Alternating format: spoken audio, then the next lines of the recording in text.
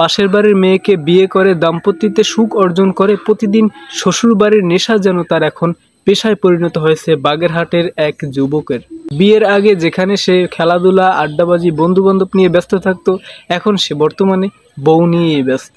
বিয়ের প্রথম দিকে সে মাসের মাথায় একবার শ্বশুরবাড়ি বেড়াতে যেত, এখন বর্তমান অবস্থায় সে প্রতি সপ্তাহে একবার বেড়াতে যায় শ্বশুরবাড়িতে, তাও কচু নিয়ে।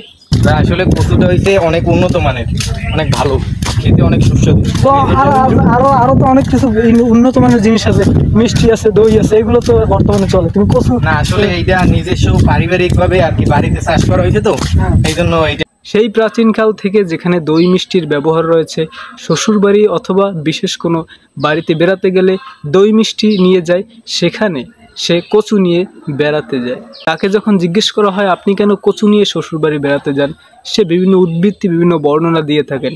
আসলে স্থানীয়রাও বিষয়টা অন্যভাবে দেখছেন। সম্রাট কচু দেবো?